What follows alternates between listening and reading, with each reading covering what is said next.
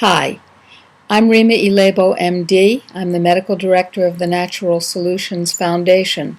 And today I'd like to tell you what happened at the first day of the Codex Committee on Food Labeling, CCFL, in Quebec City, Quebec. It was a day of tedium and of outrage.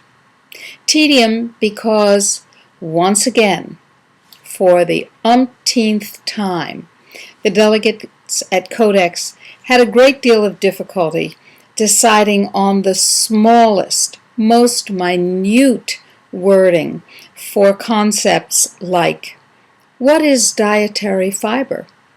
And how shall we call something that has sugar in it? What word shall we use to designate something that has been sweetened? What shall we call something that has nutritional labeling on it? Again, and again, and again, and again. And the issues are overwhelmingly trivial. Now, it's important if you're going to have regulations to have precision and clarity. But year after year after year, Codex delegates come together to struggle over minutiae that can be interpreted 250 different ways anyway? Or is this part of the sleight of hand? Is this part of the pay attention over here while I distract you, but don't look at what's happening over there where I'm killing people? Because you see, the real issues at this Codex meeting are the same as they were last year and the year before and the year before and the year before. And for about 15 years before that. The real issues are twofold. One, the United States does not want any labeling on genetically modified food in the United States, and they've accomplished that. And they don't want any labeling for genetically modified food anywhere else in the world.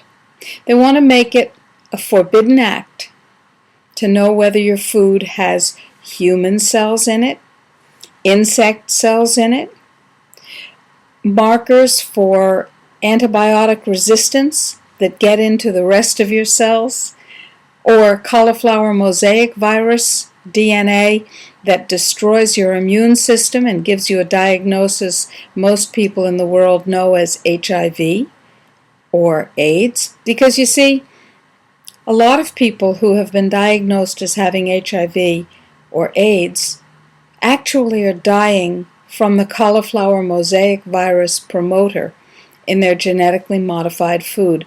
And if you can't label food as genetically modified, how do you know whether you're eating corn that has been modified to make you sterile, or food that has been modified to give you a dying immune system, also known as HIV/AIDS, or whether your multiple drug-resistant tuberculosis is really escaped genes from genetically modified foods? Well, you don't know.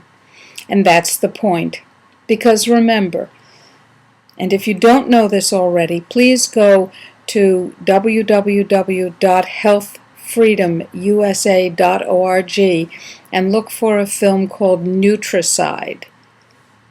You must remember that Codex is a genocidal tool of the globalist agenda.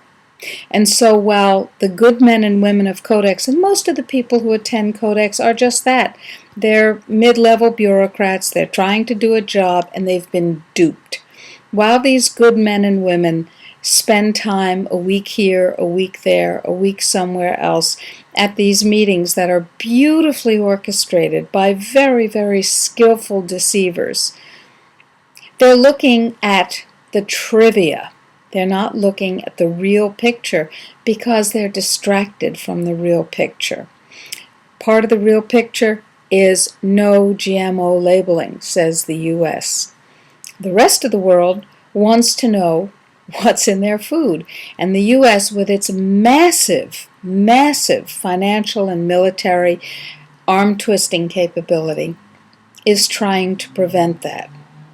The next thing that's happening, of course, is that the nutrients that people will be permitted to have, the nutrient reference values, are intentionally so low that they mandate under nutrition.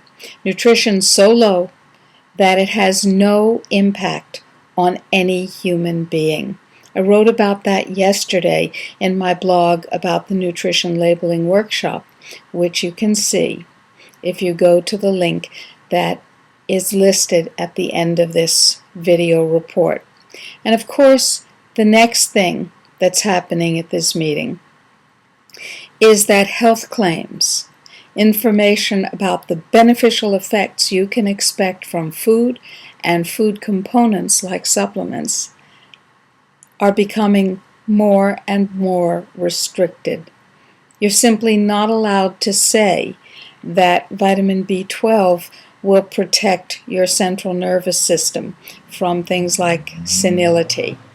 You're not allowed to say that, but at the same time, companies are allowed to market foods with 50% of their contents sugar to children. Now, there's a little bit of flapdoodle about the fact that the global strategy for diet, physical exercise, and health of the World Health Organization says that you shouldn't do that. And Codex Committee on Labeling and the Codex Committee on Nutrition and Foods for Special Dietary Uses are reluctantly dealing with that 13-point document that says you shouldn't do this and you shouldn't do that because it really hurts people. And they're looking for ways around not doing this and that. So when you sit there as a health freedom advocate and as a caring human being, what you hear is an almost unendurable stream of technical trivia that adds up to nothing, and a few select items that add up to disaster. Codex, as it's currently run, and the dominant dog is surely the United States at Codex. Codex, as it's currently run, is a system to devalue, degrade, and to damage the world's food supply for the pharmaceutical industry, the agricultural chemical industry, the biotech industry, which is there in full force, by the way, and the other industries that make money from degraded food and people with degraded immune systems. Well, it's enormously important that that system not be implemented in full and industrialize our food supply. And that's why it's so important to make sure that S510 is defeated. That's the food fascism bill that Durbin has brought to the Senate. Following this report, you'll see the link. Please go there, take the action once for every member of your family, and don't let Codex be instituted lock, stock, and barrel in the United States or anywhere else. We still have a choice. This is Rima Ilebo, MD, Medical Director of the Natural Solutions Foundation. I'll be back tomorrow.